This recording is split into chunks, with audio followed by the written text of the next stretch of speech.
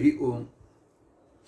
ನಾರಾಯಣಾಯ ಪರಿಪೂರ್ಣಗುಣಾರ್ಣವಾಯ ವಿಶ್ವೋದಯ ಸ್ಥಿತಿಲಯೋನ್ನಿಯತಿಪ್ರದಾಯ ಜ್ಞಾನಪ್ರದಾಯ ವಿಬುಧಾಸುರಸೌಖ್ಯ ದುಃಖ ಸತ್ಕಾರಣಾಯ ವಿತತಾಯ ನಮೋ ನಮಸ್ತೆ.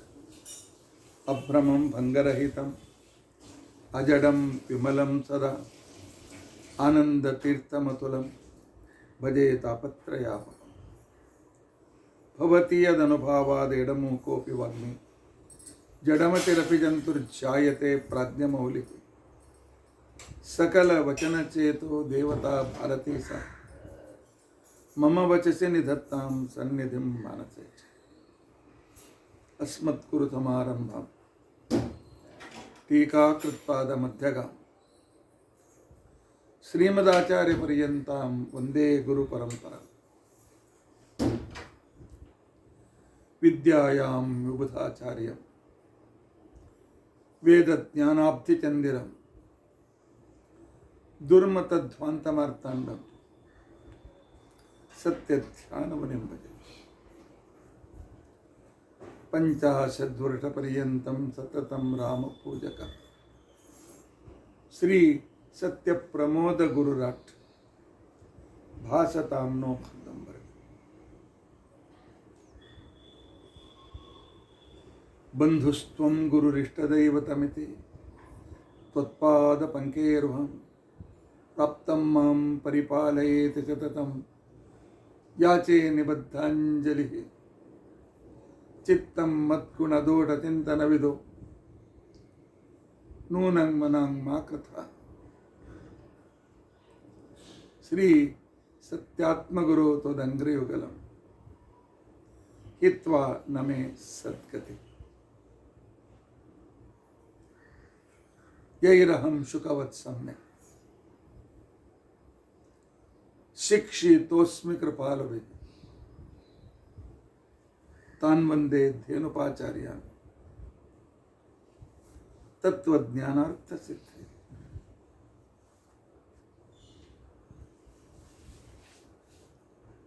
ಶ್ರೀ ಗುರುಭ್ಯೋ ನಮಃ.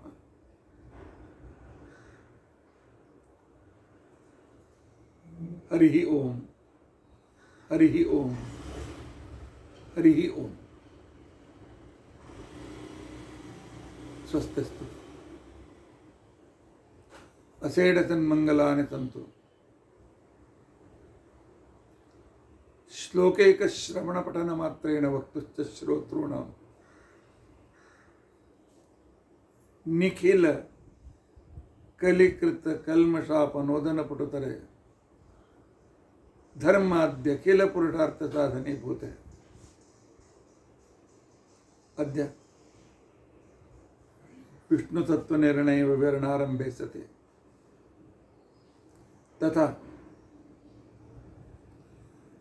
ಭೀಮಸೇನಸ್ಯ ಆಧ್ಯಾತ್ಮಿಕ ಸ್ವರೂಪ ವಿವರಣಾರಂಭೆ ಸತಿ ಕಿಂಚಿತ್ ಪೂರ್ವಕಥಾನುವಾದಃ.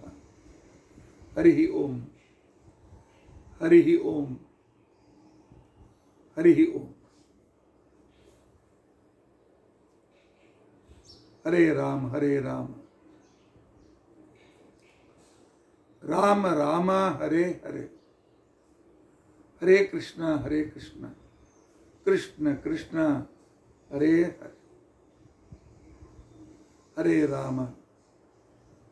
ರಾಮ ರಾಮ ರಾಮ ಹರೇ ಹರೇ. ಹರೇ ಕೃಷ್ಣ ಕೃಷ್ಣ ಕೃಷ್ಣ ಹರೇ ಹರೇ. ಹರೇ ರಾಮ ರಾಮ ರಾಮ ಹರೇ ಹರೇ. ಹರೇ ಕೃಷ್ಣ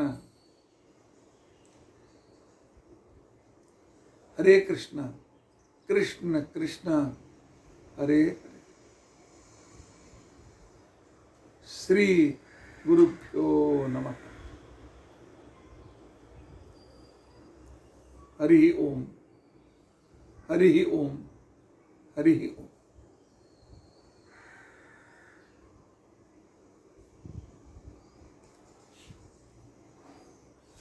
ವಿಷ್ಣು ತತ್ವ ನಿರ್ಣಯದಲ್ಲಿ ನಿನ್ನೆ ದಿನ ವೇದ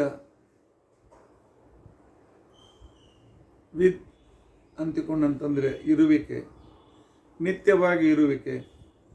ನಿತ್ಯವಾಗಿ ವೇದಗಳು ನಿತ್ಯವಾದ್ದರಿಂದಾಗಿ ಅವುಗಳಿಗೆ ವೇದ ಅಂತ ತಿಳ್ಕೊಂಡಂತ ಹೇಳಿ ಸರ್. ಇನ್ನು ಶ್ರುತಿ ಪರಂಪರೆಯಿಂದ ಬೆಳೆದು ಬಂದಿದೆ. ಶ್ರುತಿ ಪರಂಪರೆ ಅಂತಂದರೆ ಗುರುಗಳು ಹೇಳಿಕೊಟ್ರು, ಕೇಳಿ ಮನನ ಮಾಡಿದರು, ಅವರು ತಮ್ಮ ಶಿಷ್ಯರಿಗೆ ಹೇಳಿದರು. ಈ ರೀತಿಯಾಗಿ ಶ್ರುತಿ ಪರಂಪರೆಯಿಂದ ಬಂದಿದೆ ಹೊರತು ಪ್ರವಚನ ರೂಪದಿಂದ ಇವರು ಉಪದೇಶ ಮಾಡಿದರು ಬಂತು ಅಂತ ತಿಳ್ಕೊಂಡಂತಾಗಿಲ್ಲ. ಹಯಗ್ರೀವ ದೇವರು ಪರಮಾತ್ಮ ಉಚ್ಚಾರಣೆ ಮಾಡುವುದನ್ನು ನೋಡಿ ಬ್ರಹ್ಮದೇವರು ಕೇಳಿ ಕಲಿತರು. ಅವರ ನಂತರ ಈ ಕ್ರಮದಲ್ಲಿ ಪರಂಪರೆ ಬೆಳೆದು ಬರ್ತಾರೆ. ಆಮ್ನಾಯ ಅಂತ ತಿಳ್ಕೊಂಡಂತಂದರೆ ಅವತ್ತಿನಿಂದ ಇವತ್ತಿನವರೆಗೂ ಏಕಪ್ರಕಾರದಿಂದ ಒಂದೇ ರೀತಿಯಾಗಿ ಉಚ್ಚರಿಸಲ್ಪಟ್ಟಿದೆ. ಆದ್ದರಿಂದಾಗಿ ವೇದಗಳಿಗೆ ಆಮ್ನಾಯ ಅಂತ ತಿಳ್ಕೊಂಡಂತೇಳಿ ಕರೀತಾರೆ. ಇತ್ಯಾದಿ ವಿಚಾರ ಸ್ವಲ್ಪ ನಾನು ನಿನ್ನಿನ ದಿವಸ ವಿಸ್ತಾರವಾಗಿ ಹೇಳಿದ್ದೇನೆ, ಕೇಳಿ ತಿಳಿದುಕೊಂಡಿದ್ದೇನೆ.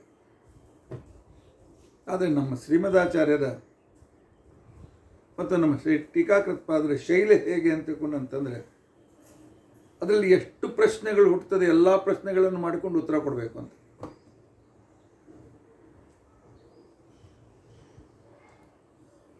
ಇಲ್ಲಿವರೆಗೂ ವೇದದ ಮೇಲೆ 100 ಪ್ರಶ್ನೆಯ ಮೇಲೆ ಉತ್ತರ ಕೊಟ್ಟಿದ್ದಾರೆ. ಅಂದರೆ ಒಂದು ವೇದದ ಬಗ್ಗೆ ತಿಳ್ಕೊಳ್ಬೇಕಾದ್ರೆ ಎಷ್ಟಿದೆ ಆ ಗಾಂಭೀರ್ಯ ನಾವು ಅರ್ಥ ಮಾಡಿಕೊಳ್ಬೇಕು. ಪೂರ್ವಪಕ್ಷ ಹೇಳ್ತಾನೆ, ನೀವೇನು ಹೇಳಿದ್ರಿ, ವರ್ಣ ನಿತ್ಯ. ಯಾಕೆ? ಆಕಾಶದಿಂದ ಹುಟ್ಟಿದ್ದು, ಆಕಾಶ ನಿತ್ಯ ಅಂತ ತಿಳ್ಕೊಂಡಂತೇಳಿ ಹೆಚ್ಚಿನ ಜನ ಒಪ್ತಾರೆ. ಯಾರು ಒಪ್ಪೋದಿಲ್ಲ, ಒಪ್ಸಿ ಆಗಿದೆ ಅವರಿಗೆ. ಆದ್ದರಿಂದ ವರ್ಣ ನಿತ್ಯ ಆದುದರಿಂದ ವೇದಗಳು ನಿತ್ಯ ಅಂತ ತಿಳ್ಕೊಂಡಂತ ಹೇಳಿದ್ದೆ.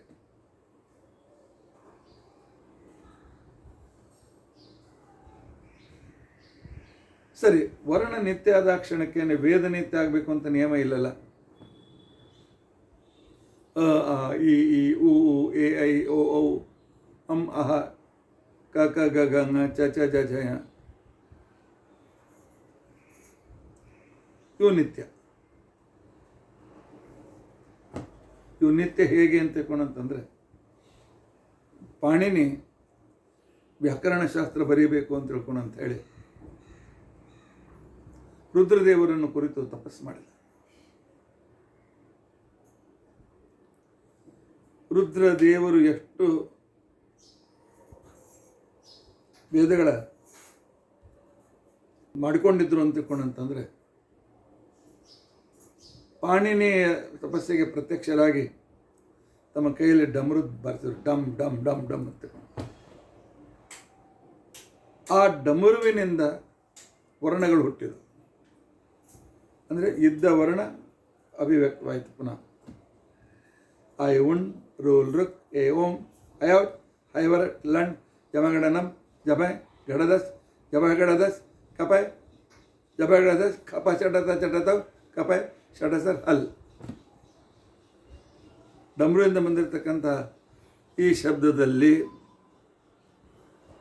ಅದಿಂದ ಪರಾಣ ಮಾಡಿಕೊಂಡು ಹ, ಮುಂದೆ ಸಂಯುಕ್ತ ವರ್ಣ ಅಕ್ಷರಾಜ್ಞ ಇತ್ಯಾದಿಗಳು. ಹಾಗೆ ವರ್ಣ ನಿತ್ಯ ಆಕಾಶದಿಂದ ಹುಟ್ಟುತ್ತದೆ ಅಂತ ಅನ್ನೋದಕ್ಕೋಸ್ಕರ ಇದೇ ಸಾಕ್ಷಿ. ಡಮರು ಬಾರಿಸಿದರು, ಆ ಶಬ್ದ ಅವಕಾಶದಲ್ಲಿ ಬಂತು. ಅದರಿಂದ ಈ ಈ ಶಬ್ದಗಳು ಪಾಣಿನಿ ಕಲಿತರು. ಆದರೆ ಅದು ಬಂದ ಶಬ್ದವನ್ನೇ ಸೂತ್ರವನ್ನಾಗಿಟ್ಕೊಂಡು ಪಾಣಿನಿಗಳು ಐ ಉಂಡ್ರ್ ರೂಲ್ರ್ ಎ ಓಂ ಐ ಔಚ್ ಐ ವರಟ್ ಲಂಡ್ ಯಮಗಣನಂ ಜಭೈ ಕಡದಸ್ ಜಬಗಡದಸ್ ಕಪ ಚಡತ ಚಡತವ್ ಕಪೈ ಷಡಸರ್ ಅಲ್ ಇತಿ ಮಹೇಶ್ವರಾಣಿ ಸೂತ್ರಾಣಿ. ಏನೋ ಆಚಾರ ಕೈ ಡಬ್ ಡಬ್ ಡಬ್ ಏನೋ ಅಂತ ಇದ್ದಾರೆ ಅಂತ ತಿಳ್ಕೊಳ್ಬೇಡಿ. ಇಷ್ಟು ಸೂತ್ರವನ್ನು ತಾನು ರುದ್ರದೇವರಿಂದ ಪಡೆದ ಪಾಣಿನಿ ಮುಂದೆ 5,000 ಸೂತ್ರಗಳನ್ನು ಬರೆದು ಈ ಮಹೇಶ್ವರ ಸೂತ್ರದ ಆಧಾರ ಮೇಲಿಂದಲೇ ಅವುಗಳಿಗೆ ಸಂಪೂರ್ಣ ವ್ಯಾಕರಣವನ್ನೇ ಸೂಕ್ಷ್ಮತೆ 5,000 ಚಿಲ್ಲರೆ ಸೂತ್ರಗಳಲ್ಲಿ ಕಟ್ಟಿ ಹಾಕಿದ.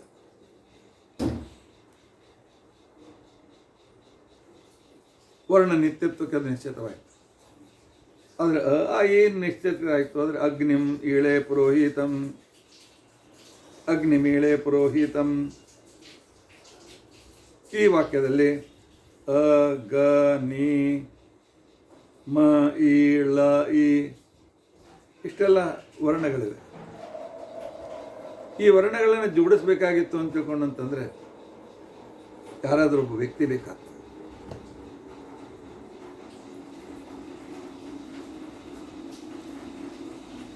ರಾಮದೇವರನ್ನು ನೋಡಿದ ಕ್ಷಣಕ್ಕೇನೆ ರಾಮ ಜೋಡಿಸಿದ. ರಾಮ ಅಂತೇಳಿ ನಾನು ಅದನ್ನು ಜೋಡಿಸಿದೆ. ಸೂತ್ರದಲ್ಲಿ ಐವನ್ ರೂಲ್ ಯಲ್ಲಿ ರಾಮ ಕಾಮ ರಾಮ ಮಾಧವ ಎಲ್ಲ ಏನೂ ಬಂದಿಲ್ಲ. ಅದನ್ನು ನಾವು ಆ ಅರ್ಥಕ್ಕೆ ಜೋಡಿಸಿಕೊಂಡು ಆ ರೀತಿಯಾಗಿ ಉಚ್ಚಾರಣೆ ಮಾಡಿದ್ದೇವೆ. ಅದಕ್ಕೆ ವೇದಗಳಲ್ಲಿ ಒಂದು ಕ್ರಮ ಬರಬೇಕಾಗಿದ್ದರೆ, ವ್ಯವಸ್ಥಿತ ಕ್ರಮ ಬರಬೇಕಾಗಿದ್ದರೆ ಆಗ ಇದಕ್ಕೆ ಆನುಪೂರ್ತಿ ಅಂತ ತಿಳ್ಕೊಂಡಂತೇಳಿ ಶಾಸ್ತ್ರದಲ್ಲಿ ಹೇಳ್ತಾರೆ. ಶಾಸ್ತ್ರೀಯ ಶಬ್ದ ಗೊತ್ತಿರಬೇಕು. ಈ ಆನುಪೂರ್ತಿ ಅಂತೇನಿದೆ,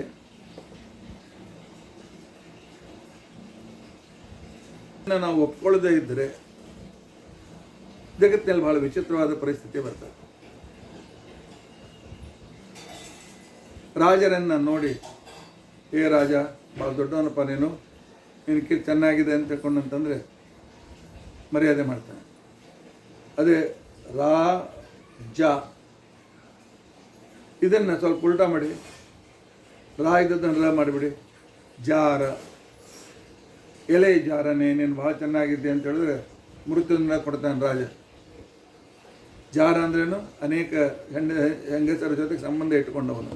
ಹೆಂಡತಿಯನ್ನು ಬಿಟ್ಟು ಬೇರೆಯವ್ರ ಜೊತೆಗೆ ಸಂಬಂಧವನ್ನು ಇಟ್ಕೊಂಡಿರ್ತಕ್ಕಂಥ ವ್ಯಕ್ತಿ ಅವನು ಜಾರ ಅಂತ ತಿಳ್ಕೊಂಡಂತ ಅನ್ಸ್ಕೊಂಡು. ಆದ್ದರಿಂದಾಗಿ ಆನುಪೂರ್ವಿ ಒಬ್ಬ ಮನುಷ್ಯನಿಂದ ರಚಿತ ಅಂತ ತಿಳ್ಕೊಂಡಂತ ಅನ್ನದೇ ಇದ್ದರೆ ಈ ರೀತಿ ಅನಾನುಕೂಲತೆ ಆಗ್ತದೆ. ಯಾಕೆ ಆನುಪೂರ್ವಿ ವಿಚಾರ ಮಾಡ್ತಾನೆ, ರಾಜತೈತ ರಾಜ ಅಂದರೆ ರಾಜ ಶಬ್ದ ಇವನಿಗೆ ಮಾತ್ರ ಹೇಳಬೇಕು ಅಂತ ತಿಳ್ಕೊಂಡಂತ. ಯಾವಾಗ ಆನುಪೂರ್ವಿ ಒಬ್ಬ ಮನುಷ್ಯನ ವಿಚಾರದಿಂದ ಅಭಿವ್ಯಕ್ತವಾಗ್ತದೆ, ಅಂತಹ ಸಂದರ್ಭದಲ್ಲಿ ವೇದ ಅನಿತ್ಯವಾಗ್ತದೆ. ಯಾಕೆಂದರೆ ಎಲ್ಲಿ ಹುಟ್ಟಿದೆ ಅಲ್ಲಿ ಸಾವು ಇದೆ. ರಾಮ ಮಾರ ಬದಲಾಗಿ ಮ ಇಟ್ಟರೆ ರಾಮ ಅಂತ ಅರ್ಥ, ಮಾರ ಅಂದ್ರೆ ಕಾಮ ಅಂತ ಅರ್ಥ.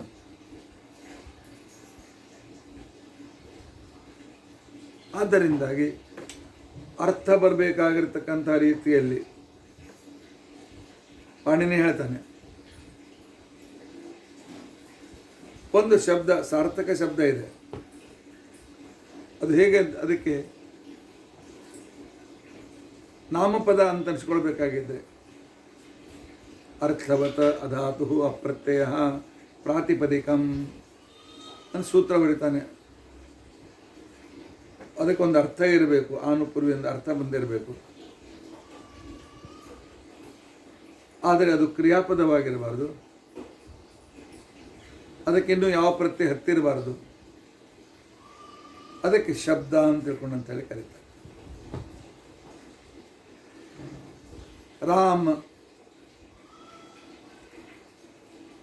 ರಾಮ ಅಂತ ತಿಳ್ಕೊಂಡಂತ ಶಬ್ದದ ಸಂಗ್ರಹ ಇದೆ, ಅರ್ಥ ಕೂಡ ಇದೆ. ಇದು ಕ್ರಿಯಾಪದ ಅಲ್ಲ, ಆದ್ದರಿಂದ ನಾಮಪದ ಅಂತ ಅನ್ಸ್ಕೊಳ್ತಾರೆ. ಆದ್ದರಿಂದ ವೇದ ಆನುಪೂರ್ವಿ ಇರೋದು ಅಗ್ನಿಂ ಈಳೆ ಪುರೋಹಿತಂ ಯಜ್ಞಸ್ಯ ದೇವ ಮೃತ್ಯುಜಂ ಅಂತನೂ ಅನೇಕ ಪದಗಳ ಸಮೂಹ ವೇದ, ಪದಪುಂಜಗಳ ಸಮೂಹವಾಗಿರ್ತಕ್ಕಂಥ ವೇದ. ಇದು ಅನಿತ್ಯ ಆಗಬೇಕು. ಯಾಕೆ? ರಚಿಸಲ್ಪಟ್ಟಿದೆ. ರಚನೆ ಮಾಡುವವನು ಇಲ್ಲದೇ ಇದ್ದರೆ, ಹೇಳುವವನು ಇಲ್ಲದೇ ಇದ್ದರೆ ಆಗ ಅರ್ಥವತ್ತಾಗಿರ್ತಕ್ಕಂಥ ಪದಪುಂಜ ಹುಟ್ಟಲಿಕ್ಕೆ ಸಾಧ್ಯವಿಲ್ಲ. ಆದ್ದರಿಂದ ಯಾವುದು ಹುಟ್ಟುತ್ತದೆ ಅದು ಸಾಯಲೇಬೇಕು. ಆದ್ದರಿಂದ ವೇದಗಳ ಪದಗಳು ಹುಟ್ಟಿವೆ, ವರ್ಣನಿತ್ಯ ಒಪ್ಪೋಣ. ಆದರೆ ಆನುಪೂರ್ವಿಯಾಗಿರ್ತಕ್ಕಂಥ ಶಬ್ದ ಪದಗಳೇನು ಹುಟ್ಟಿವೆ, ಈ ಶಬ್ದ ಪದಗಳು ಇದು ಒಬ್ಬ ವ್ಯಕ್ತಿ ವಿಚಾರ ಮಾಡಿ ಆ ಶಬ್ದಗಳನ್ನು ಉಪಯೋಗಿಸ್ಬೇಕು. ಅಂದ ಮೇಲೆ ವೇದಗಳ ಪದಪುಂಜ ಒಬ್ಬ ವ್ಯಕ್ತಿಯಿಂದ ವಿಚಾರಪೂರ್ವಕವಾಗಿ ಜೋಡಿಸಲ್ಪಟ್ಟಿದೆ. ಆದ್ದರಿಂದಾಗಿ ವೇದ ಪೌರುಷೇಯ, ಅವು ಅನಿತ್ಯ ಅಂತ ನಾನು ಅಂತೀನಿ ಅಂತ ತಿಳ್ಕೊಂಡಂತಂದರೆ ಅದಕ್ಕೆ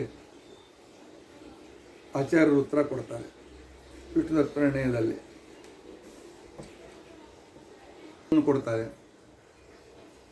ನ ಚ ವರ್ಣಪದಾದೀನಾಂ ಅನಿತ್ಯತ್ವಂ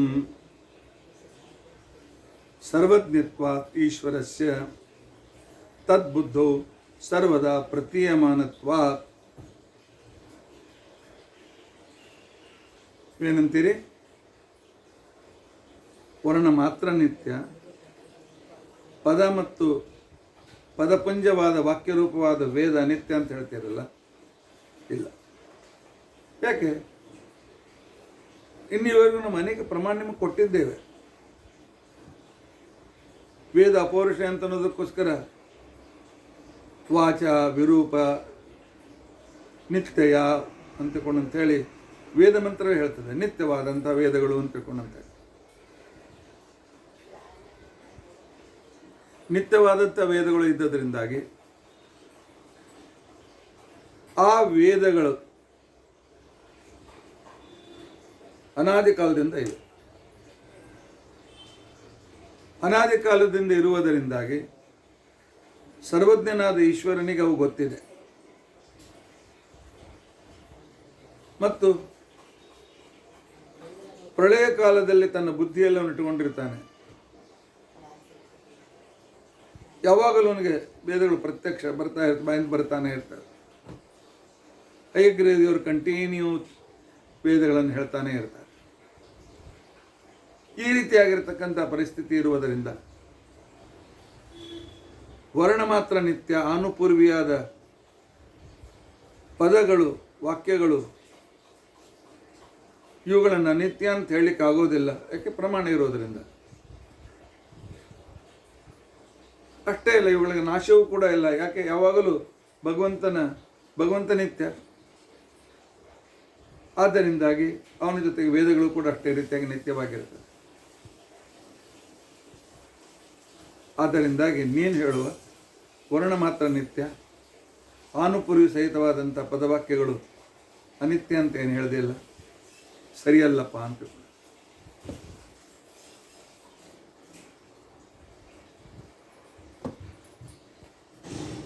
ಪೂರ್ವಪಕ್ಷಿ ಅಂತಾನೆ ಇಷ್ಟು ಸುಲಭವಾಗಿ ನಾನು ಬಿಟ್ಕೊಡೋದಿಲ್ಲ ನಿಮಗೆ. ವೇದ ವೇದ ನೀವು ಇರುವಿಕೆ ನಿತ್ಯ ಇರುವಿಕೆ ಅಂತ ಮಾಡಿದ್ರಿ. ವಿಧ ಜ್ಞಾನೆ ಅಂತಿಕೊಂಡಂತ ಅರ್ಥ ಇದೆಯಲ್ಲ. ವಿಧ ಜ್ಞಾನೆ ತಿಳುವಳಿಕೆ ಗುರುಗಳಿಂದ ಬರಬೇಕು. ಮತ್ತು ತಿಳುವಳಿಕೆ ಪುರಾಣದಿಂದಲೂ ಕೂಡ ನಮಗೆ ಬರ್ತದೆ. ವೇದವೇ ಹಾಕಬೇಕು. ಆದ್ದರಿಂದಾಗಿ ವಿಧ ಅಂತ ಅರ್ಥ ಮಾಡಿದರೆ ಪುರಾಣದಲ್ಲಿ ಅತಿ ವ್ಯಾಪ್ತವಾಯಿತು. ಯಾಕೆಂದರೆ ಪುರಾಣಗಳು ಕೂಡ ಜ್ಞಾನದಾಯಕವಾಗಿವೆ. ಇನ್ನು ಶ್ರುತಿ ಒಬ್ಬರಿಂದ ಕೇಳಿ ಬರಬೇಕು. ನಮ್ಮ ಗುರುಗಳು ಸತ್ಯಧ್ಯಾನ ಹತ್ರ ಕಲಿತರು, ಸತ್ಯಧ್ಯಾನರು ಸತ್ಯಧೀರ ಹತ್ರ ಕಲಿತದ್ದು, ಬಾಲ್ಯದಲ್ಲಿ ಅನೇಕ ವಿದ್ವಾಂಸರ ಹತ್ರ ಕಲಿತರು. ಹೀಗೆ ಶ್ರುತಿತ್ವ ಅಂತಕೊಂಡಂತ ಅನ್ನೋದು ನಾವು ಕಲಿಯುವ ಶಾಸ್ತ್ರಗಳಲ್ಲಿ ಕೂಡ ಬರ್ತದೆ. ವಿಷ್ಣು ತತ್ವ ನಿರ್ಣಯ ಮಧ್ವಾಚಾರ್ಯ ರಚನೆ ಮಾಡಿದ್ದಾರೆ. ಅದನ್ನು ನಾವು ಶ್ರವಣ ಮಾಡಿ ಕಲಿತಾ ಇದ್ದೇವೆ. ಶ್ರುತಿತ್ವವು ಕೂಡ ಇದು ಅನಿತ್ಯವಾದ ಪೌರುಷೇಯವಾದ ಗ್ರಂಥದಲ್ಲಿ ಈ ಲಕ್ಷಣವೂ ಕೂಡ ಇದೆ. ನಾಮ್ನಾಯ ಪುನಃ ಏಕಪ್ರಕಾರದಿಂದ ಉಚ್ಚಾರಣೆ. ಹೌದು, ನಾನು ಎಷ್ಟು ವಯಸ್ಸಿತ್ತು ನನಗೆ ನಮ್ಮ ತಂದೆ ಪಾಣಿನಿ ಸೂತ್ರ ಕಲಿಸಿದಾಗ ನನಗೆ 7 ವರ್ಷ ಇತ್ತು. ಕೂತು ನನಗೆ ಹೇಳಿದ್ರು, I one roll I watch ಅವರ ಲಾಂಗ್ ನ್ಯಾಮಗಣನಂ ಜಬಗಡದಸ್ ಕಪಚಡತವು. ನಾನು ಕಲಿತದ್ದು 74-75 ವರ್ಷದ ಹಿಂದೆ. ಆದರೆ ಈಗಲೂ ಕೂಡ ಅದೇ ರೀತಿಯ ಉಚ್ಚಾರಣೆ ಮಾಡ್ತಾ ಇದ್ದೇನೆ. ಹಾಗೆ ಪಾಣಿನಿ ಸೂತ್ರನೂ ಕೂಡ ಪೌರುಷ ಅಂತನ್ನೇ. ಪಾಣಿನಿ 8 ಅಧ್ಯಾಯದಲ್ಲಿ 5000 ಸೂತ್ರ ಏನು ಬರೆದಿದ್ದಾನೆ, ಅವು ಕೂಡ ನಿತ್ಯ ಅಂತಿಕೊಂಡಂತಾನೆ. ಅದರಿಂದ ಬರೀ ವೇದ ಶ್ರುತಿ ಆಮ್ನಾಯಕ್ಕೆ ಬೇರೆ ಅರ್ಥ ಕೂಡ ಮಾಡ್ಲಿಕ್ಕೆ ಬರ್ತದೆ. ಆಗ ನೀವೇನು ಉತ್ತರ ಕೊಟ್ರಿ? ಇಲ್ಲ, ಒಂದು ಶಬ್ದ ಅನೇಕ ಕಡೆಗೆ ಅರ್ಥ ಆಗ್ತಿದ್ರು ಕೂಡ ಒಂದು ವಿಷಯದಲ್ಲಿ ಅದನ್ನು ಮಾತ್ರ ಹೇಳ್ತದೆ. ವ್ಯಾಸ ಅಂದರೆ ವಿಭಾಗ. ವೇದ ವಿಭಾಗ ಮಾಡಿರ್ತಕ್ಕಂಥವ್ರು ವೇದವ್ಯಾಸರು. ನಾಳೆ ಚಪಾತಿಯನ್ನು ವಿಭಾಗ ಮಾಡಿ ತಿನ್ನೋದ್ರಿಂದ ನಾವು ವ್ಯಾಸರು. ವ್ಯಾಸ ವಿಭಾಗ ಮಾಡಿದ್ವಿ. ಪೂರ್ತಿ ಚಪಾತಿಯನ್ನು ಬ್ಯಾಗ್ ಹಾಕೊಳ್ಳೋದಿಲ್ಲ. ಅನ್ನದ ವಿಭಾಗ ನಾವು ಮಾಡೋದ್ರಿಂದಾಗಿ, ರಂಗೋಲಿಯಲ್ಲಿ ರೇಖೆಗಳ ವಿಭಾಗ ಮಾಡೋದ್ರಿಂದಾಗಿ ನಾವು ವ್ಯಾಸರು ಯಾಕಾಗಬಾರ್ದು? ಅದಕ್ಕೆ ಪ್ರಮಾಣ ಕೊಟ್ಟರೆ ಕೆಲವು ಶಬ್ದಗಳು ಕೆಲವು ವಿಶಿಷ್ಟ ವ್ಯಕ್ತಿಗಳಲ್ಲಿ ಅವು ಅಸಾಧಾರಣ ಧರ್ಮವನ್ನು ತೋರಿಸಿಕೊಡ್ತವೆ ಅಂತ.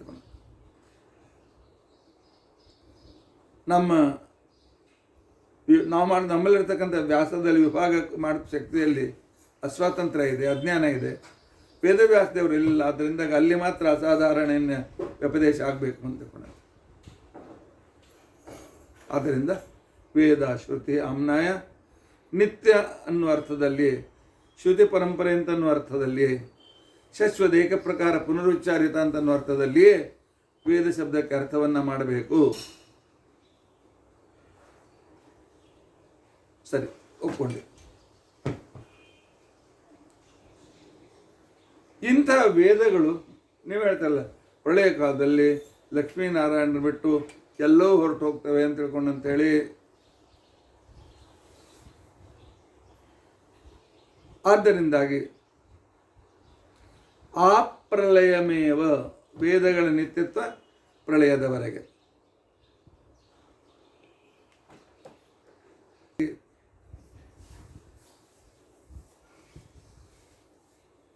ವೇದಗಳ ನಿತ್ಯತ್ವ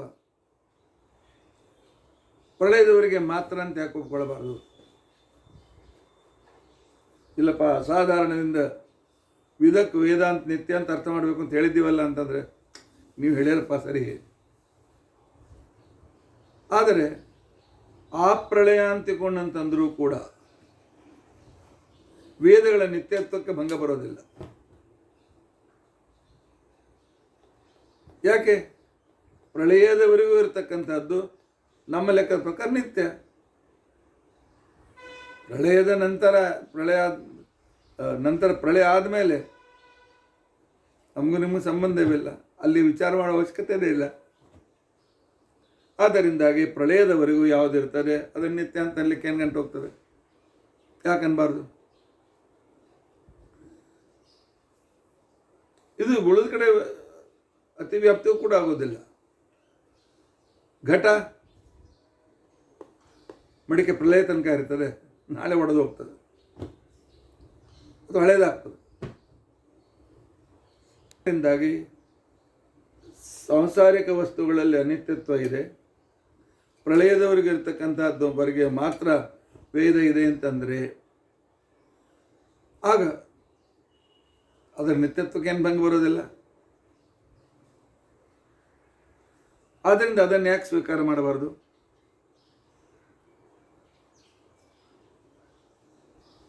ಅಂತ ಪ್ರಶ್ನೆ ಮಾಡಿದ್ದಾರೆ. ಅದಕ್ಕೋಸ್ಕರ ಆಚಾರ್ಯರು ಹೇಳ್ತಾರೆ,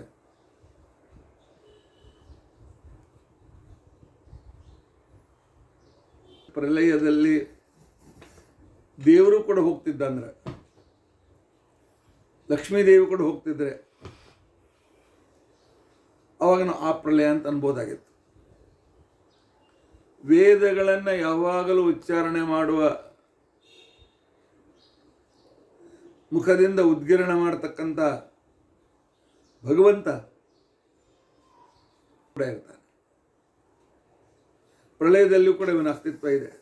ಆದ್ದರಿಂದಾಗಿ ಅದಕ್ಕೋಸ್ಕರ ಆ ಪ್ರಳಯ ಅಂತ ಯಾಕನ್ಬೇಕು?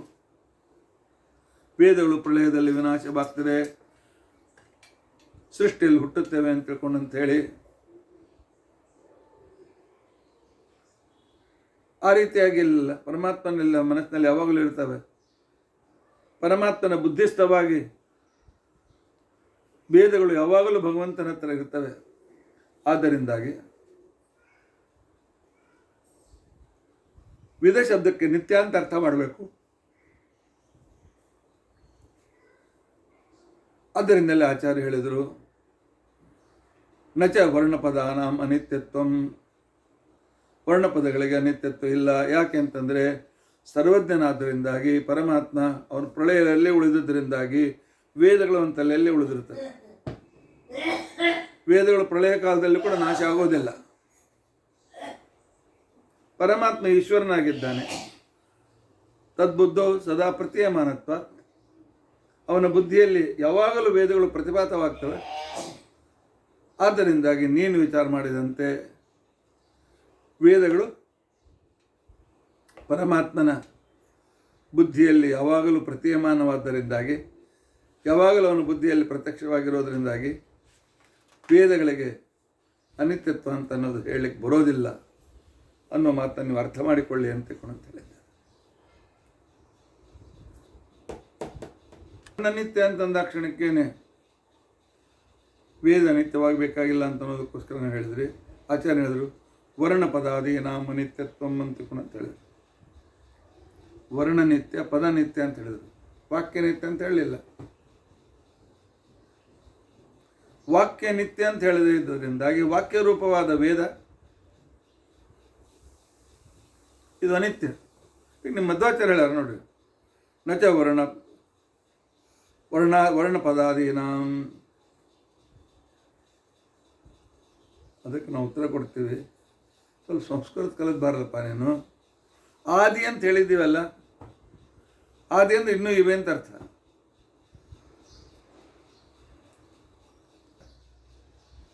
ವರ್ಣದ ಜೊತೆಗೆ ವಾಕ್ಯವನ್ನು ಕೂಡ ಸ್ವೀಕಾರ ಮಾಡಬೇಕು. ಆದಿಪದೇನ ವಾಕ್ಯಾನಾಂ ಗ್ರಹಣಂ. ಆದ್ದರಿಂದಾಗಿ ಆ ರೀತಿಯಾಗಿ ಮಾಡಲಿಕ್ಕೆ ಬರ್ತದೆ ಅಂತನ್ನೋ ನಿಯಮ ಸಂಸ್ಕೃತದಲ್ಲಿ ಇರೋದರಿಂದಾಗಿ ವರ್ಣಗಳಂತೆ, ಪದಗಳಂತೆ ರೂಪವಾದ ವೇದವೂ ಕೂಡ ನಿತ್ಯವಾಗಿದೆ. ಆದ್ದರಿಂದಾಗಿ ಆದಿಪದದಿಂದ ವಾಕ್ಯಾನಾಂ ಗ್ರಹಣಂ ಅಂತೇಳಿ ಆಚಾರ್ಯರು ಹೇಳಿದರು. ಕೇಳಿ ಶ್ರೀಮಧ್ವಾಚಾರ್ಯರು ಹೇಳುವಾಗ ನಚ ವರ್ಣಾನಾಂ ಅನಿತ್ಯತ್ವಂ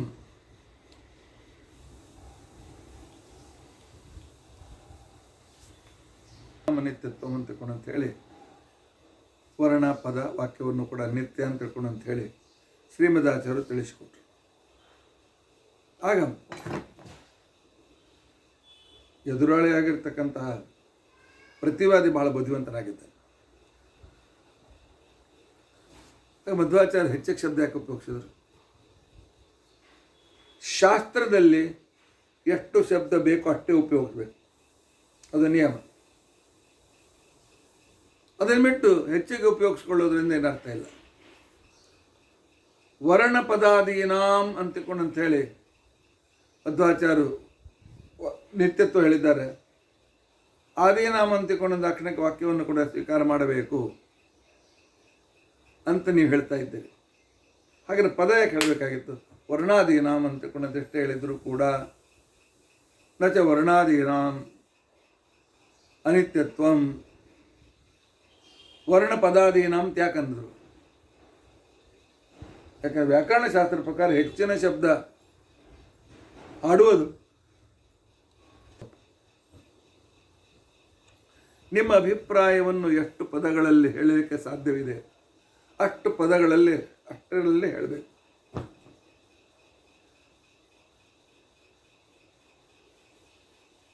ಅಮ್ಮ ನನ್ನ ಹಸಿವೆ ಆಗ್ಯದ, ಅದರಿಂದ ಊಟಕ್ಕೆ ಬಡಿಸು, ಆದ್ದರಿಂದಾಗಿ ಅನ್ನ ಹಾಕು, ಉಪ್ಪು ಹಾಕು, ಚಟ್ನಿ ಹಾಕು, ಪಲ್ಯ ಹಾಕು, ಗೊಜ್ಜು ಹಾಕು, ಸಂಡಿಗೆ ಕೊಡು, ಹಪ್ಪಳ ಸಂಡಿಗೆ ಕರೆದು ಕೊಡಮ್ಮ ಅಂಥೇಳಿ ನನಗೆ ಊಟಕ್ಕೆ ಬಡಿಸು ಅಂತ ತಿಳ್ಕೊಂಡು ಹೇಳಬೇಕಾದಾಗ ಉಳಿದೆಲ್ಲ ಮಾತಿನ ಅವಶ್ಯಕತೆ ಇದೆಯಾ? ಬಡಿಸೋದಂದ್ರೆಲ್ಲ ಬಡಿಸಿದಾಗೇನೆ.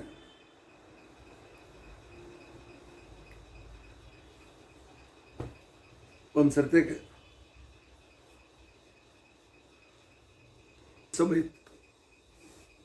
ಉತ್ಸವ ಇರತಕ್ಕಂಥ ಸಂದರ್ಭದಲ್ಲಿ ನನ್ನ ಹತ್ತಿರ ಇಬ್ಬರು ಗೃಹಸ್ಥರು ಕೂತ್ಕೊಂಡಿದ್ರು. ಆಗ ನಮ್ಮ ಅಡುಗೆಯವನ ಫೋನ್ ಬಂತು. ಅವನು ಕೇಳ್ದ, ನಾಳೆ ಏನು ಮಾಡ್ಬೇಕ್ರಿ ಗುರುಗಳೇ ಅಂತ. ನೋಡಪ್ಪ, ನಾಳೆ ಮಾತ್ರ ಖಾರ ಬುಂದಿ ಮತ್ತು ಸಿಹಿ ಬುಂದಿ ಮಾಡಬೇಕು ಅಂತ ತಿಳ್ಕೊಂಡಷ್ಟೇ ನಾನು ಫೋನಲ್ಲಿ ಹೇಳ್ತೇನೆ. ಹಾಗೆ ಎದುರು ಕೇಳ್ತಾರೆ, ಅಲ್ಲಿ ಸಾರು ಪಲ್ಯ ಇಲ್ಲೇನ್ರಿ, ನೀವೊಂದು ಖಾರ ಬುಂದಿ ಸಿಹಿ ಬುಂದಿ ಅಂತ ಮಾಡಂತಷ್ಟೇ ಹೇಳಿದ್ದೀರಲ್ಲ, ಉಳಿದದ್ದು ಹೇಳಲಿಲ್ಲಲ್ಲ ಅಂತ ಅವನು ಕೇಳಿದ. ನಾನು ಹೇಳಿದೆ, ನಾಳಿನ ದಿವಸ ಫಂಕ್ಷನ್ ಅದ, ಇಷ್ಟು ಮಂದಿ ಊಟ ಆಗಬೇಕು ಅಂಥೇಳಿ ನಾನು ಖಾರ ಬುಂದಿ ಸಿಹಿ ಬುಂದಿ ಮಾಡು ಅಂತ ಹೇಳಿದೆ. ಇದರಿಂದ ಏನು ಅರ್ಥ ಆಗ್ತದೆ? ನೀವು ಅರ್ಥ ಮಾಡ್ಕೊಂಡ್ರಿ ಬರೀ ಖಾರ ಬುಂದಿ ಸಿಹಿ ಬುಂದಿ ಅಂತ ಎಷ್ಟು ಅರ್ಥ ಮಾಡ್ಕೊಂಡಿದ್ದೆ. ಹಾಗಲ್ಲ, ಅರ್ಥ ಮಾಡಿಕೊಳ್ಳುವಾಗ ಯಾಕಂದ್ರೆ ಉಳಿದು ಕಾಮನ್ ಇರ್ತದೆ, ದಿನಾಲೂ ಇರ್ತದೆ, ಅದನ್ನು ಪ್ರತ್ಯೇಕವಾಗಿ ಹೇಳಬೇಕಾಗಿಲ್ಲ. ಅನ್ನ ಮಾಡು, ಸಾರು ಮಾಡು, ಗೊಜ್ಜು ಮಾಡು ಅಂತ ಹೇಳೋ ಅವಶ್ಯಕತೆ ಬೀಳೋದಿಲ್ಲ. ಇಂಪಾರ್ಟೆಂಟ್ ಅಂತ ಹೇಳಿದ್ರೆ ಉಳಿದದ್ದು ಕೂಡ ಗ್ರಹಣವಾಗ್ತದೆ. ಅದೇ ರೀತಿಯಾಗಿ ಅಷ್ಟು ಮಾತಾಡೋ ಬದಲಾಗಿ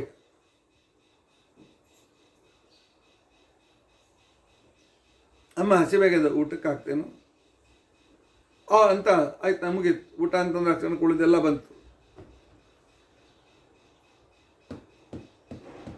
ವ್ಯಾಕರಣದಲ್ಲಿ ಹೇಳ್ತಾರೆ, ಅರ್ಧ ಮಾತ್ರ ಲಾಘವೇನ ಪುತ್ರೋತ್ಸವಂ ಮನ್ಯಂತೆ ವೈಯಾಕರಣ ಅಂತ ತಿಳ್ಕೊಂಡಂತೆ. ಸ್ವಲ್ಪ ಒಂದು ಶಬ್ದ ಕಡಿಮೆ ಹೇಳಬೇಕಾಗಿದ್ದರೆ, ಹೇಳಲಿಕ್ಕೆ ಸಾಧ್ಯ ಇದ್ದರೆ ವೈಯಾಕರಣಗಳಿಗೆ ಮಗ ಹುಟ್ಟಿರೋ ಸಂತೋಷ ಆಗ್ತದೆ.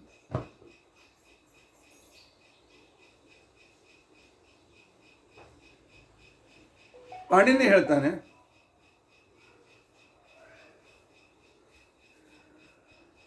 ಅದೇಂ ಗುಣ ಅಂತ ತಿಳ್ಕೊಂಡಂತ ಹೇಳಿ.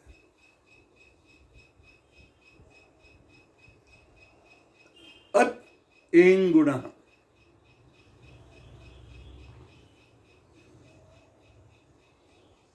ಇದನ್ನೇನು ಅರ್ಥ ಮಾಡ್ಕೊಳ್ಬೇಕು? ಅ ಅಕ್ಷರದ ಎದುರಿಗೆ ಈ ಅಕ್ಷರ ಬಂದರೆ ಗುಣವಾಗ್ತದೆ. ಪಾಣಿನಿ ಇಷ್ಟೇ ಹೇಳಿದ್ದು. ಆದರೆ ನಾವು ನಮ್ಮ ವಿದ್ಯಾರ್ಥಿಗಳು ತಿಳಿಸಿ ಹೇಳುವಾಗ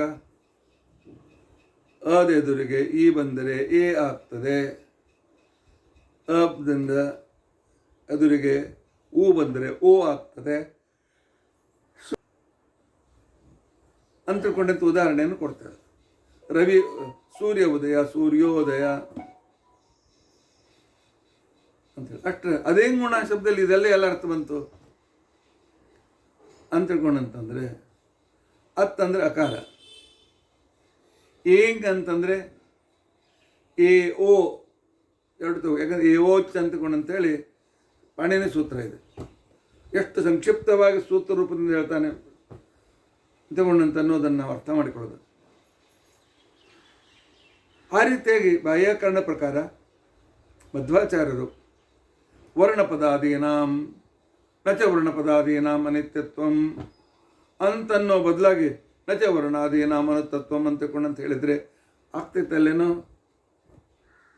ಯಾಕೆ ಒಂದು ಶಬ್ದ ಹೆಚ್ಚು ಮಾಡಿದ್ರು ಆ ಮಧ್ವಾಚಾರ್ಯರು?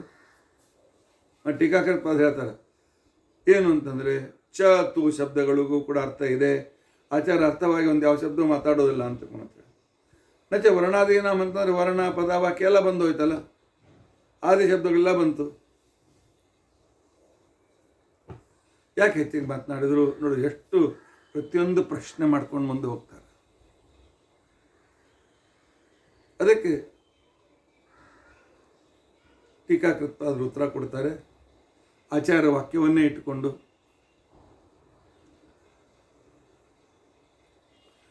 ವರ್ಣಗಳ ನಿತ್ಯತ್ವಕ್ಕೂ ಪದ ಮತ್ತು ವಾಕ್ಯಗಳ ನಿತ್ಯತ್ವಕ್ಕೂ ಸ್ವಲ್ಪ ಅಂತರ ಇದೆ. ವರ್ಣ ಇದು ಕೂಟಸ್ಥ ನಿತ್ಯ, ಪದ ಮತ್ತು ವಾಕ್ಯಗಳು ಆನುಪೂರ್ವಿ ನಿತ್ಯ. ಏನು ಕೂಟಸ್ಥ ನಿತ್ಯ, ಆನುಪೂರ್ವಿ ನಿತ್ಯ, ಏನು ಅರ್ಥ? ಅರ್ಥ ಇಷ್ಟೇ. ಹೇಗೆ ಆಕಾಶ ಯಾವಾಗಲೂ ಒಂದೇ ರೀತಿಯಾಗಿದೆ,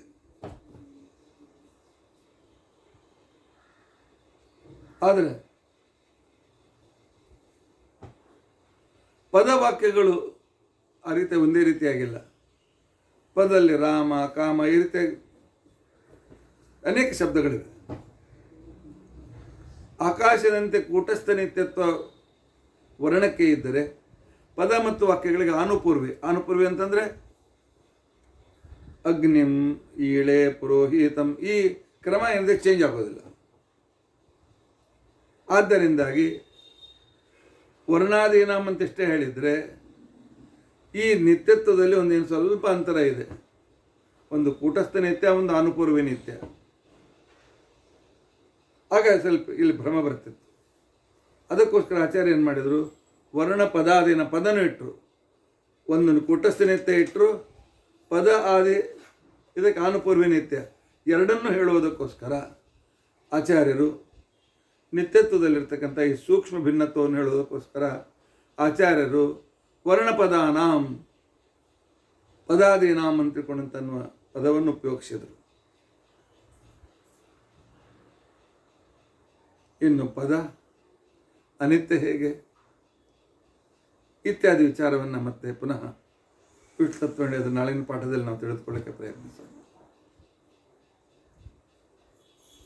ಇವತ್ತಿನ ದಿನ ನಾವು ತಿಳಿದುಕೊಂಡದ್ದು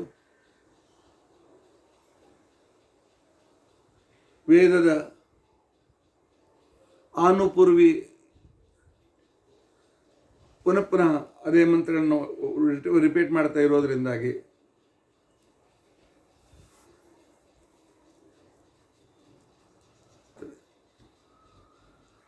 ಅದಕ್ಕೆ ಪ್ರತಿಪಕ್ಷಿಯು ಪ್ರತಿವಾದ ಹೇಳ್ತಾನೆ, ಯಾವಾಗ ಅದು ವರ್ಣ ಬಿಟ್ಟು ಪದವಾಗ್ತದೆಯೋ, ಶಬ್ದ ಆಗ್ತದೆಯೋ, ಶಬ್ದ ಆದಾಗ ಆ ಕಾಲದಲ್ಲಿ ಅದು ರಚಿತವಾಗಲ್ಪಡಬೇಕು ಅಂತ ಇತ್ಯಾದಿ ತರ್ಕಗಳನ್ನು ಕೊಡ್ತಾನೆ.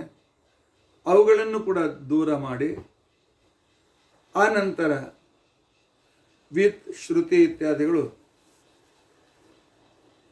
ನಿರುಪರಿಚಿತವಾಗಿ ಇವು ಕೂಡ ವರ್ಣದಂತೆ ನಿತ್ಯ, ಆದರೆ ಅವುಗಳ ನಿತ್ಯತ್ವದಲ್ಲಿ ಸ್ವಲ್ಪ ಅಂತರ ಇದೆ ಅಂತ ವಿಚಾರವನ್ನು ವ್ಯಕ್ತಪಡಿಸ್ತಾರೆ. ಆ ಅಂತರ ಏನು, ಹೇಗೆ ಇತ್ಯಾದಿಯನ್ನು ನಾಳಿನ ದಿವಸ ನಾವು ತಿಳಿದುಕೊಳ್ಳಿಕ್ಕೆ ಪ್ರಯತ್ನಿಸೋಣ. ಇತ್ಯಾದ್ಯ ಕಥಾ ಪ್ರಸಕ್ತಿ ಅಲ್ಲಿ ವರ್ಣ ನಿತ್ಯವಾದರೂ ಆನುಪೂರ್ವಿ ಅನಿಸಿಕೊಂಡ ಪದ ಇದು ರಚಿತವಾಗಿ ಅನಿತ್ಯ ಯಾಕಾಗಬಾರದು ಅಂತ ಮೊದಲನೇ ಪ್ರಶ್ನೆ. ಎರಡನೇ ಪ್ರಶ್ನೆ, ವೇದ ಶ್ರುತಿಯ ಅಮ್ನಾಯಗಳಿಗೆ, ಈ ಪದಗಳಿಗೆ, ವೇದ ಶ್ರುತಿ ಅಮ್ನಾಯ ಪದಗಳಿಗೆ ಬೇರೆ ರೀತಿಯಿಂದ ಅರ್ಥ ಮಾಡುವಲಿಕ್ಕೆ ಬರುವುದರಿಂದಾಗಿ ಆ ಬೇರೆ ರೀತಿಯ ಕ್ರಮವು ರಚಿತವಾದ ಪೌರುಷೇಯವಾದ ಗ್ರಂಥಗಳಲ್ಲಿ ಕಂಡುಬರುವುದರಿಂದಾಗಿ ಅದಕ್ಕೆ ಇವಾಗ ಅನಿತ್ಯತ್ವ ಯಾಕೆ ಹೇಳಬಾರದು ಅಂತ ಅನ್ನೋದು ಎರಡನೇ ಪ್ರಶ್ನೆ. ಆ ನಂತರ ನಿತ್ಯ ಅಂದರೆ ಪ್ರಳಯ ಕಾಲದವರೆಗೆ ಇದ್ದದ್ದು ಸಾಕಲ್ಲ, ಕೊನೆಯವರೆಗೂ ಅಂತ ಯಾಕೆ ಅರ್ಥ ಮಾಡ್ಕೊಳ್ಬೇಕು? 4ನೇ ಪ್ರಶ್ನೆ, ಪ್ರಳಯದಲ್ಲಿ ಎಲ್ಲ ವರ್ಣಗಳು ಶಬ್ದಗಳು ಹೊರಟೋದ ಮೇಲೆ ಮತ್ತು ಹೊಸ ಹುಟ್ಟಿ ಬರಬೇಕಲ್ಲ, ಅಂಥ ಸಂದರ್ಭದಲ್ಲಿ ನಿತ್ಯತ್ವ ಎಲ್ಲಿಂದ ಬಂತು? ನಿತ್ಯತ್ವ ಬರಲಿಕ್ಕೆ ಸಾಧ್ಯ ಇಲ್ಲಲ್ಲ ಅಂತ ಹೇಳಿ ಇತ್ಯಾದಿ ಅನೇಕ ಪ್ರಶ್ನೆಗಳಿಗೆ ಇವತ್ತಿನ ದಿವಸ ನಾವು ಉತ್ತರವನ್ನು ಪಡೆದಿದ್ದೇವೆ. ಉಳಿದ ವಿಚಾರ ವಿಷ್ಣುತ್ವ ವಿಚಾರ ನಾಳಿನ ದಿವಸ ತಿಳಿದುಕೊಳ್ಳಿ ಪ್ರಯತ್ನಿಸೋಣ. ಬಗ್ಗೆ ನಾವು ವಿಚಾರವನ್ನು ಮಾಡ್ತಾ ಭೀಮಸೇನ ಅರ್ಚನ ಭಕ್ತಿಯ ಜ್ವಲಂತ ಪ್ರತಿಮೂರ್ತಿ, ಸಾಕ್ಷಾತ್ ಮೂರ್ತಿ ಅಂತನ್ನೋ ಒಂದು ಆಧ್ಯಾತ್ಮಿಕ ವಿಚಾರದ ಬಗ್ಗೆ ಮಾತನಾಡ್ತಾ ಇದ್ದೇವೆ. ದುರ್ಯೋಧನಾದಿ ಕಲಿ ಮತ್ತು ಕಲಿಯ ಸಹಕಾರಿಗಳನ್ನು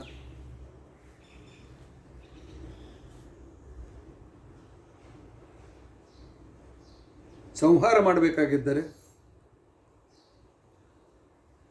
ಆ ಜವಾಬ್ದಾರಿ ಹೊತ್ತುಕೊಂಡ ಭೀಮಸೇನ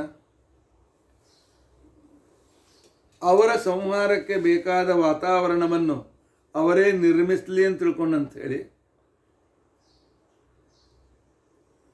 ಪುನಃ ಕೌರವರು ಮಾಡಿದ ಉಪಾಯಗಳನ್ನೆಲ್ಲ ದೂರ ಮಾಡ್ತಾ ಇದ್ದಾನೆ ಭೀಮಸೇನ. ಅಂದರೆ ಇನ್ನೂ ಹೊಟ್ಟೆಗೆ ಹೆಚ್ಚಾಗಲಿ ದುರ್ಯೋಧನಿಗೆ ಅಂತ ತಗೊಂಡ.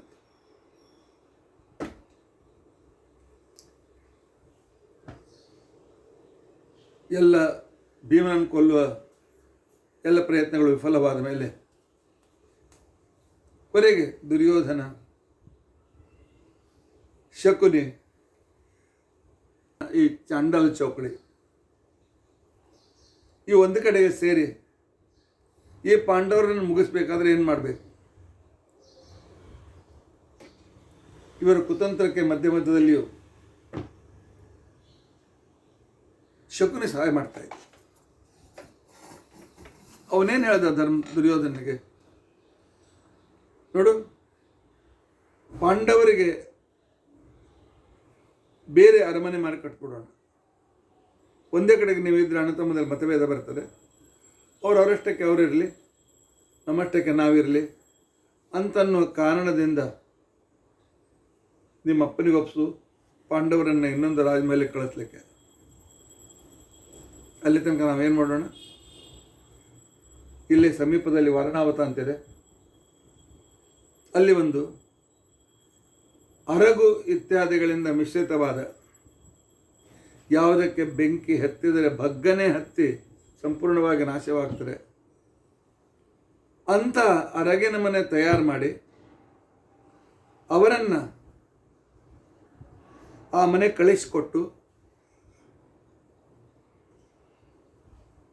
ಅವರ ಮಲೆಗೆ ಬೆಂಕಿ ಹೆಚ್ಚಿಬಿಟ್ಟುಬಿಟ್ರೆ ಕುಂತಿ ಸಹಿತ 5 ಜನ ಪಾಂಡವರು ಸುಟ್ಟೋಗ್ತಾರೆ. ಅವರು ಸುಟ್ಟು ಹೋದ ಮೇಲೆ ನಿನ್ನ ಶತ್ರುಗಳು ನಾಶವಾದಂತೆ ಅಂತನ್ನೋ ಉಪಾಯವನ್ನು ಶಕುನಿ ಹೇಳಿಕೊಡ್ತಾನೆ.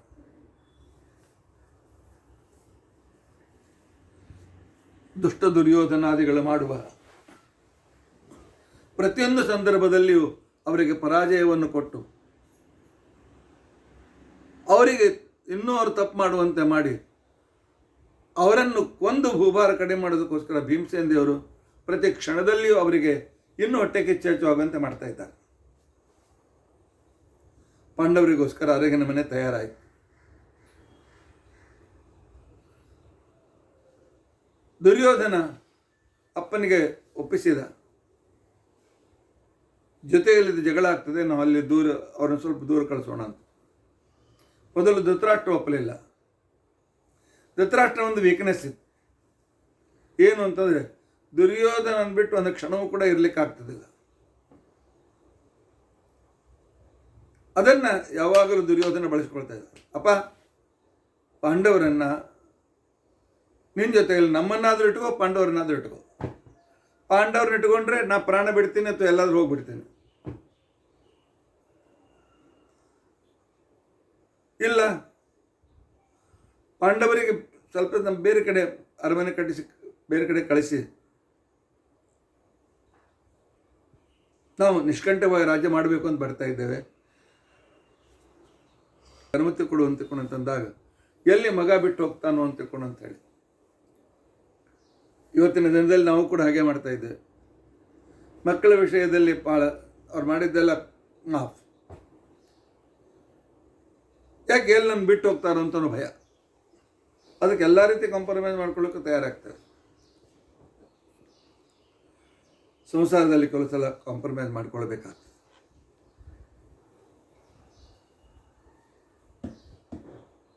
ನಾವು ಕೂಡ ಧೃತರಾಷ್ಟ್ರರೇ. ಎಲ್ಲಿ ಯಾರು ಮಕ್ಕಳು ಬಿಟ್ಟು ಹೋಗ್ತಾರೋ, ಅಣ್ಣ ತಮ್ಮ ಮನೆ ಬಿಟ್ಟು ಹೋಗ್ತಾರೋ ಅಂತ ತಿಳ್ಕೊಂಡು ಅಂತೇಳಿ ಅವ್ರು ಹೇಳಿದ್ ಕೇಳ್ಕೊಂಡು ನಾವು ಸುಮ್ಮನೆ ಇರ್ತೀವಿ. ಅರಗಿನ ಮನೆಗೆ ಪಾಂಡವರನ್ನು ಕಳಿಸಿ ಆಯಿತು. ಆವಾಗ ದುರ್ಯೋಧನ ತನ್ನ ಅತ್ಯಂತ ಆತ್ಮೀಯ ಮಿತ್ರ ಪುರೋಚನನಿಗೆ ಹೇಳಿದ, ನೀನು ಅವ್ರ ಜೊತೆ ಹೋಗು, ಅವ್ರಿಗೆ ಹೇಳು ಈ ಅರಮನೆಯ ಮೇಂಟೆನೆನ್ಸ್ ನನ್ನ ಕೈಲಿಗೆ ಒಪ್ಪಿಸಿದ್ದಾರೆ, ಆದ್ದರಿಂದಾಗಿ ನಿಮಗೆ ಹೆಲ್ಪ್ ಮಾಡೋದಕ್ಕೋಸ್ಕರ ನಿಮ್ಗೇನು ಬೇಕೆಲ್ಲ ಕೊಡೋಕ್ಕೋಸ್ಕರ ನಿಮ್ಮ ದಾಸನಾಗಿರ್ತೀನಿ ಅಂತ ತಿಳ್ಕೊಂಡು ಅಂಥೇಳಿ ಅಲ್ಲಿ ಸ್ಥಾನವನ್ನು ಸಂಪಾದನೆ ಮಾಡು. ಯಾವಾಗ 5 ಜನ ಪಾಂಡವರು ಕುಂತಿ ಮಲ್ಕೊಂಡಿರ್ತಾರೆ, ಬೆಂಕಿ ಹಚ್ಬಿಡು. ಇಷ್ಟು ಕೆಲಸ ನನಗೋಸ್ಕರ ಮಾಡು ಅಂತಂದಾಗ ಪುರೋಚನ ಆಗಲಿ ಅಂತ ತಿಳ್ಕೊಂಡು ಅಂತೇಳಿ ಒಪ್ಕೊಂಡಿದ್ದಾನೆ. ಈ ದುರ್ಯೋಧನ ದುಶ್ಯಾಸನರ ಕುತಂತ್ರ ವಿದುರನಿಗೆ ಗೊತ್ತಾಯ್ತು. ಅದಕ್ಕೋಸ್ಕರ ಒಬ್ಬ ಒಳ್ಳೆ ಸುರಂಗವನ್ನು ನಿರ್ಮಾಣ ಮಾಡಲಿಕ್ಕೆ ಅಭ್ಯಾಸ ಇದ್ದ ತಮ್ಮ ಹತ್ತಿರದ ಸೇವಕನನ್ನು ಕಳಿಸಿಕೊಟ್ಟಿದ್ದಾರೆ. ಪುರೋಚನನೆ ಗೊತ್ತಾಗದಂತೆ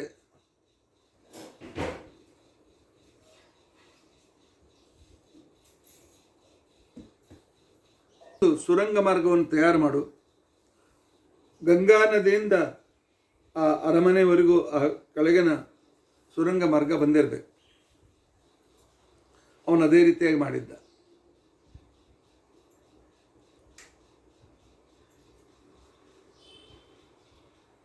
ಆನಂತರ ಯಾವ ಸಮಯದಲ್ಲಿ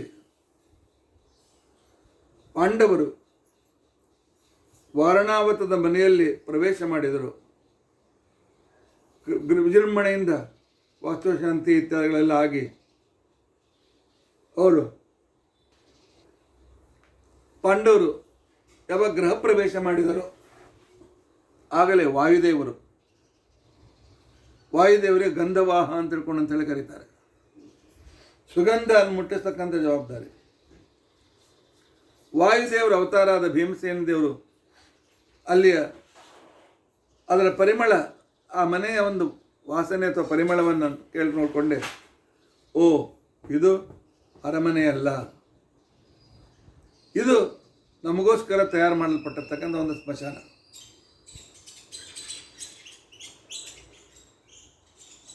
ಆಗಲಿ, ಇವತ್ತೆಲ್ಲ ನಾಳೆ ರಾಜನ ಬುದ್ಧಿ ಕಲಿಸೋಣ ಅಂತೇಳಿ ಅವತ್ತಿನಿಂದ ಭೀಮ ಏನು ಮಾಡ್ತಾ ಇದ್ದ, 24 ತಾಸು ಎಚ್ಚರ ಇರ್ತಾ ಇದ್ದ ಭೀಮಸೇನ. ನಾವಿರ್ತೇವೆ ತಾಯಿ ತಮ್ಮಂದಿರ ರಕ್ಷಣೆಗೋಸ್ಕರ. ಪುರೋಚನ ಏನು ಮಾಡ್ತಾ ಇದ್ದ, ರಾತ್ರಿ ಆದಾಕ್ಷಣಕ್ಕೇನೆ ಮತ್ತೆ ಹಣಿಕೆ ಹಾಕಿ ನೋಡ್ತಾ ಇದ್ದ. ಧರ್ಮರಾಜ ಅರ್ಜುನ ಕುಲ ದೇವ ಕುಂತಿ ಮಲ್ಕೊಂಡಾರ, ಈ ಭೀಮಿ ಯಾಕೆ ಅದ್ಕೂತಾನ. ಬೆಳಗ್ಗೆ ಹಾಗೂ ಭೀಮ ಅಲ್ಲೇ ನೋಡ್ತಾ ಇದ್ದ, ಅವನ ಕಡೆಗೆ ನೋಡ್ತಾ ಇದ್ದ. ಭೀಮ ಅವನನ್ನು ಬೆನ್ನು ಬಿಡಲಿಲ್ಲ. ಕುಳಿತಾಗ ನಿಂತಾಗ ಅವನು ಭೀಮನೇ ಕಾಣಿಸ್ಲಿಕ್ಕೆ ಚಾಲು ಮಾಡಿದ. ಕೊನೆಗೆ ರಾಜಕರ್ತವ್ಯ ನಿರ್ವಹಿಸಬೇಕು ಅಂತ ತಿಳ್ಕೊಂಡು ಅಂತೇಳಿ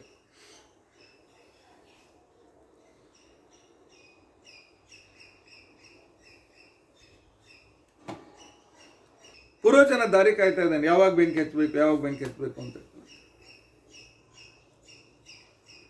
ಅವನು ನೋಡಿದಾಗೆಲ್ಲ ಎದುರು ಭೀಮ್ ಕಾಣಿಸ್ಬೇಕು. ಅಷ್ಟೇ ಇಲ್ಲ, ನೈವೇದ್ಯ ತೋರಿಸುವಾಗೂ ಭೀಮ್ ಎದುರು ಕಾಣಿಸ್ಬೇಕು. ಮಲ್ಕೊಂಡಾಗಲೂ ಕಣ್ಣೆದುರಿಗೆ ಭೀಮ್ ಬರ್ತಾ ಇದ್ದ. ಭೀಮನಿಂದ ಅವನಿಗೆ ಭಾಳ ಅನಿಸ್ತಾ ಇದ್ದ. ಅದನ್ನೇನು ಮಾಡಬೇಕು?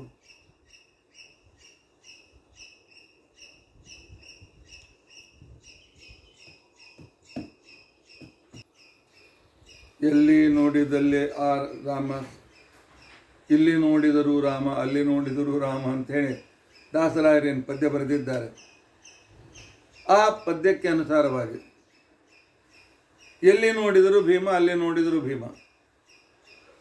6 ತಿಂಗಳಾಯಿತು. ಪುರೋಚನ ರಾತ್ರಿಯೆಲ್ಲ ನಿದ್ದೆ ಗಟ್ಟಿ ಸೋತೋಗ್ಬಿಟ್ಟ. ಆದರೆ ಭೀಮ ಸೋಲಿಲ್ಲ. ಕೊನೆಗೆ ಪುರೋಚನ ಏನು ಮಾಡ್ದ?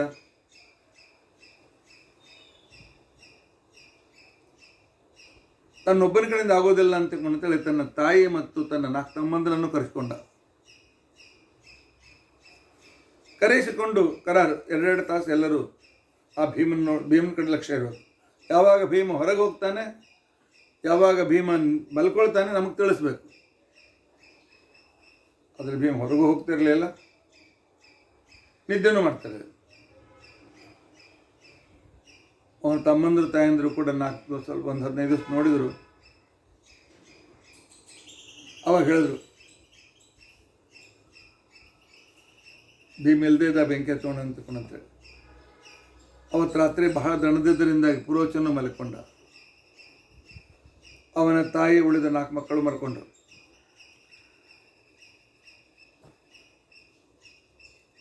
ಸಾಧಾರಣ ರಾತ್ರಿ 12 ಗಂಟೆ ಆಗಿರಬೇಕು. ಭೀಮಸೇನ ವಿಚಾರ ಮಾಡಿದ, ಹೇಗೂ ಗಾಳಿ ಪುರೋಚನ ಕೂತ್ಕೊಂಡ ಕಡೆಗೆ ಹರಿತಾ ಇದೆ.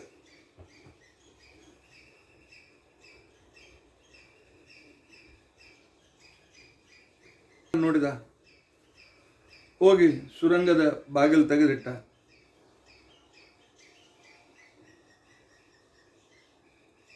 ಆಮೇಲೆ ಎಲ್ಲರನ್ನು ಸಾವಕಾಶವಾಗಿ ಸುರಂಗದಲ್ಲಿ ಇಳಿಸಿದ.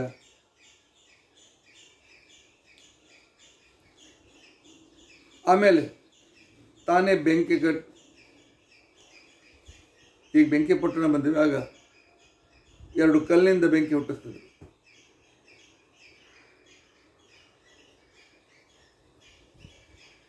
ಅಲ್ಲಿ ಇಳಿಸಿ ಬೆಣಚು ಕಲ್ಲಿನಿಂದ ಬೆಂಕಿ ಹುಟ್ಟಿಸಿ ಭೀಮ ಲಕ್ಷಾಕಾರಕ್ಕೆ ಬೆಂಕಿ ಹಚ್ಚಿಬಿಟ್ಟಿದೆ. ಆನಂತರ ತಾಯಿಯನ್ನು ತನ್ನ ಹೆಗಲ ಮೇಲೆ ನಿಲ್ಸ್ಕೊಂಡಿದ್ದಾನೆ. ನಕುಲ ಸಹದೇವರನ್ನು ತನ್ನ ಕಂಕುಳಲ್ಲಿ ಹಿಡಿದುಕೊಂಡು ಓಡ್ಲಿಕ್ಕೆ ಚಾಲು ಮಾಡಿದ. ಧರ್ಮರಾಜ ಅರ್ಜುನರವನ ಹಿಂದೆ ಬೆನ್ನಟ್ಟಿದ್ದ.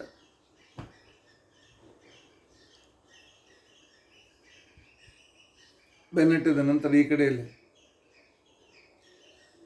ಪೂರ್ತಿ ಅರಗಿನವನೇ ಸುಟ್ಟು ಬೂದಿಯಾಗಿದೆ. ಹುಡುಕಿ ನೋಡಿದರೆ 6 ಸುಟ್ಟು ಕರಕಲಾದ ಕರಿಕರಿಯಾಗಿ ಪ್ರಾಣಹೀನವಾದಂತಹ ಶರೀರ ಸಿಕ್ಬಿಟ್ಟು.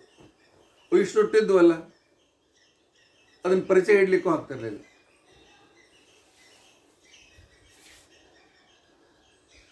ಹೀಗಾಗಿ ಪರಿಚಯವಾಗದೇ ಇರತಕ್ಕಂಥ ಬಾಡಿ ಆಕ್ಸಿಡೆಂಟ್ ಆದಾಗ ಅಥವಾ ಬೆಂಕಿಯಿಂದಾದಾಗ ಅವರ ಬಳಗದಲ್ಲಿ ಯಾರ ಹತ್ರ RNA DNA ಸೇಮ್ ಇರ್ತದೆ, ಅದರಿಂದ ಇವ್ರ ಪರಿಚಯದ ಇವರ ಮಕ್ಕಳು ಅಥವಾ ಸಂಬಂಧಿಕರನ್ನು ಗುರುತಿಸ್ತಾರೆ. ಈಗ ಅಹಮದಾಬಾದಲ್ಲಿ ಅದೇ ನಡೆದಿದೆ. ಆದರೆ ಆಗಿನ ಕಾಲಕ್ಕೆ ಇವೆಲ್ಲ ಇರಲಿಲ್ಲ. 6 ಒಂದು ಹೆಣ್ಣಿನ ಶವ, 6 ಶವಗಳು ಬೇರೆ ಶವ. ಈ ರೀತಿಯಾಗಿ ಬಿದ್ದುಕೊಂಡಿರ್ತಕ್ಕಂಥವರನ್ನು ಜನರು ಬೆಳಗಾದ ಕ್ಷಣಕ್ಕೇನೆ ನೋಡಿದರು. ಎಲ್ಲ ಕಡೆ ಬೂದಿ ಬೆಂಕಿ. ಅಯ್ಯೋ ಪಾಂಡವರು ಹೋಗ್ಬಿಟ್ರು, ಈ ಬೆಂಕಿಯೊಳಗೆ ಅವರೇನು ಉಳಿತಾರೆ ಅಂತ ತಿಳ್ಕೊಂಡು ಅಂತೇಳಿ ಅವರು ಶೋಕ ಮಾಡಲಿಕ್ಕೆ ಚಾಲು ಮಾಡಿದ್ದಾರೆ. ದುರ್ಯೋಧನಿಗೂ ಬಹಳ ಸಂತೋಷವಾಯಿತು. ಆದರೆ ಈ ಸಂತೋಷ ಬಹಳ ವೇಳೆ ಉಳಿಯೋದಿಲ್ಲ ಅನ್ನೋದನ್ನು ಭೀಮನಿಗೆ ತೋರಿಸ್ಕೊಡ್ಬೇಕಾಗಿದೆ. ಅದಕ್ಕೋಸ್ಕರ ಭೀಮನ ಸ್ವಲ್ಪ ಅವಕಾಶ ಕೊಟ್ಟಿದ್ದ. ಈ ಕಡೆಗೆ ತಾಯಿ ಅಂತ ಒಂದು ತೆಗೆದುಕೊಂಡು ಹೋಗ್ಬೇಕು, ಉಳಿಸ್ಬೇಕು ಅಂತ ತಿಳ್ಕೊಂಡು ಅಂತೇಳಿ ಆಗ ಎಲ್ಲರೂ ಪಾಪ ಅಯ್ಯೋ ಪಾಂಡವರು ಸತ್ತು ಹೋದ್ರು ಅಂತ ತಿಳ್ಕೊಂಡು ಅಂತೇಳಿ ಅವ್ರದ್ದು ದೈಹಿಕ ಕ್ರಿಯೆಗಳು, ತರ್ಪಣ, ಸಪಿಂಡೀಕರಣ ಎಲ್ಲ ಆಯಿತು.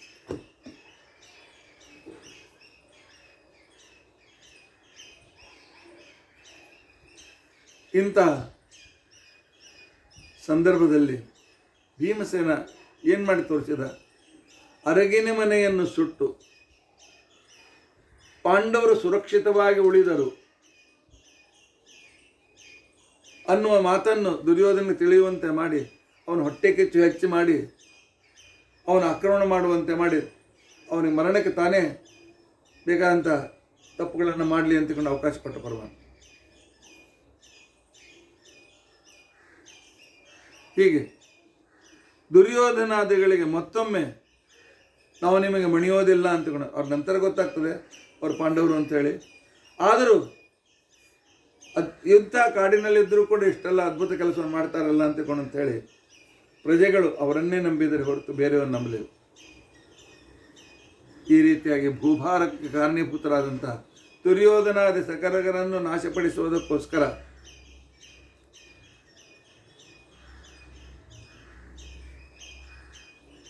ಭೀಮನ ಅವತಾರ. ಆದ್ದರಿಂದಾಗಿ ಅವನಿಗೆ ಭೀಮ ಪ್ರಧಾನಾಂಗಮ್ಯ ಮಾರುತಿ ಅಂತಕೊಂಡು ಕರೀತಾರೆ. ಯಾಕೆ? ಅವನು ಮುಂದೆ ದುಷ್ಟ ದುರ್ಯೋಧನಾದಿಗಳನ್ನು ಅವನೇ ಸಂಹಾರ ಮಾಡೋನಿದ್ದಾನೆ. ಅದಕ್ಕೆ ಬೇಕಾಗಿರ್ತಕ್ಕಂಥ ಪ್ರಾತ್ಯಕ್ಷಿಕೆಗಳನ್ನು ಭೀಮಸೇನ ಜಗತ್ತಿನ ನಾಟಕಕ್ಕೋಸ್ಕರ ತೋರಿಸಿಕೊಡ್ತಾ ಇದ್ದಾನೆ. ಇಂಥ ಭೀಮ ಮತ್ತೆ ಯಾವ ಭೂಭಾರಣವನ್ನು ಮಾಡಿದ ಅಂತನ್ನೋದನ್ನು ನಾವು ಈಗಾಗಲೇ ವೇಳೆ ಅದನ್ನು ನಾಳಿನ ದಿವಸ ತಿಳ್ಕೊಳ್ಳಿ ಪ್ರಯತ್ನಿಸೋಣ. ಇತ್ಯಾದ್ಯ ಕಥಾ ಪ್ರಸಕ್ತಿ. ಹರೇ ರಾಮ ರಾಮ ರಾಮ ಹರೇ ಹರೇ, ಹರೇ ಕೃಷ್ಣ ಕೃಷ್ಣ ಕೃಷ್ಣ ಹರೇ. ಉಗ್ರಂ ವೀರಂ ಮಹಾವಿಷ್ಣುಂ ಜ್ವಲಂತಂ ಸರ್ವತೋಮುಖಂ ನೃಸಿಂಹಂ ಭೀಷಣಂ ಭದ್ರಂ ಮೃತ್ಯುಂ ನಮಾಮ್ಯಹಂ. ಅಚ್ಯುತಾನಂತ ಗೋವಿಂದ ಸ್ಮೃತಿ ಮಾತ್ರಾರ್ಥಿನಾಶನ ರೋಗಾನ್ಮೇ ನಾಶಯಾಶೇಷನ್ ಆಶುಧನ್ವಂತರೇ ಹರೇ. ಅಕ್ಷಯಂ ಕರ್ಮ ಯಸ್ಮಿನ್ ಪರೇ ಸ್ವರ್ಪಿತಂ ಅಕ್ಷಯಂ ಜ್ಞಾನದುಃಖಾನ್ಯನಾದ ಅಕ್ಷರೋ ಯೋಜತ ಕುಕ್ಷಿಗಂ ಯಸ್ಯ ಸಾಧಕಂ ಪ್ರೀಣಯಾಮ ವಾಸುದೇವಂ ದೇವತಾಮಂಡಲ ಕಟ್ಟಬಿಡಲು. ಶ್ರೀಕೃಷ್ಣಾರ್ಪಣಮಸ್ತು.